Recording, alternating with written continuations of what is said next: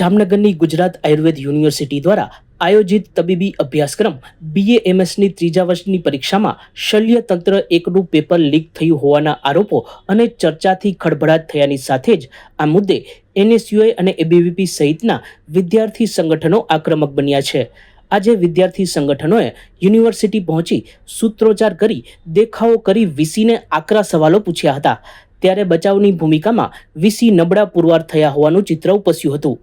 20 જુલાઈના લીક થયેલ પેપર મુદ્દે 7 દિવસ પછી અનઅધિકૃત પત્રકાર પરિષદ યોજવા અંગે તથા ઉહાપો થયા પછી તપાસ સમિતિની રચના સહિતના પગલાઓ લેવાયા હોવાનો ઘટનાક્રમ પણ શંકાસ્પદ લાગે છે. સમગ્ર પ્રકરણમાં યુનિવર્સિટીની શાખ ખરડાઈ છે.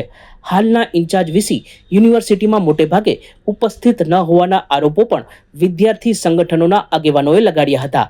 ABVPના આગેવાનોએ ખુરશી ખાલી થઈ જશે જેવા ચીમકીજનક સંબોધનો કરતા વાતાવરણ ગરમાયું હતું અને ઉગ્ર વિરોધ પ્રદર્શનથી આ મામલે ભીનું સંકેલી લેવાશે એવી આશંકા ઉપર પાણી ફરી વળ્યું છે એમ કહી શકાય.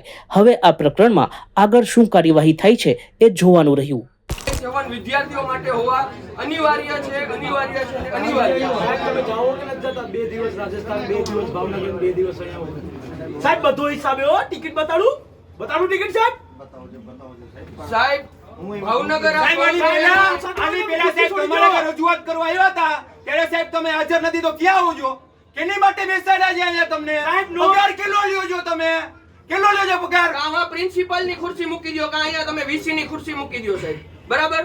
જો તમારાથી ના થતું હોય તો રાજીનામું આપી દો અહીંયાથી VC ની ખુરશી. સાહેબ બીજો વિષય એક્ઝામિનર રજિસ્ટ્રેશન કે નથી તો સરકારને માંગણી કરો સાહેબ.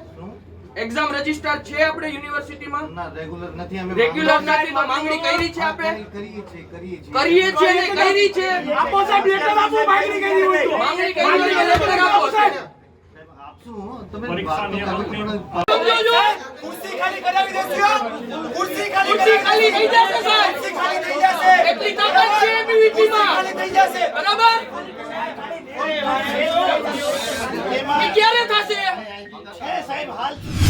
જામનગરમાં ગુજરાત આયુર્વેદ યુનિવર્સિટીની BAMSની ત્રીજા વર્ષની પરીક્ષામાં શલ્યતંત્ર એકનું પેપર લીક થયાની આશંકાએ સમગ્ર રાજ્યમાં આક્રોશ અને વિરોધ વ્યાપી ગયો છે.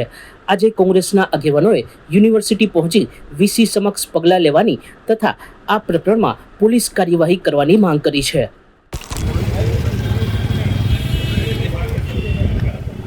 હું જામનગરથી રચના મેડમ નંદાણીયા, મારી સાથે રોશનબેન છે, પાર્થભાઈ છે.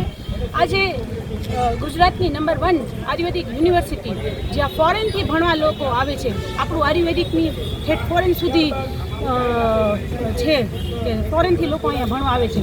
આજે આ ગુજરાતમાં પણ અને જામનગર શહેરમાં, ગુજરાતની મોટી યુનિવર્સિટી જામનગર શહેરમાં પણ આયુર્વેદિક યુનિવર્સિટીમાં પેપર લીક થયું ગઈકાલે રાતે. તો અમને તો ખબર છે કે દિલ્હીમાં શું થયું, એટલે અમે લોકોએ રજૂઆત કરી છે. એ લોકો કે અમે પોલીસમાં ફરિયાદ કરી છે. હવે મૌખિક ફરિયાદ કરી છે. અમારી માંગ એવી છે કે તમે લેખિત ફરિયાદ કરી પ્રેસ આઉટ કરો. જેને આ પેપર લીક કર્યું છે લેખિત ફરિયાદ કરી પ્રેસ આઉટ કરો. સચોટ સમાચારો સૌથી ઝડપી મેળવવા માટે અમારી ચેનલને સબસ્ક્રાઇબ કરો.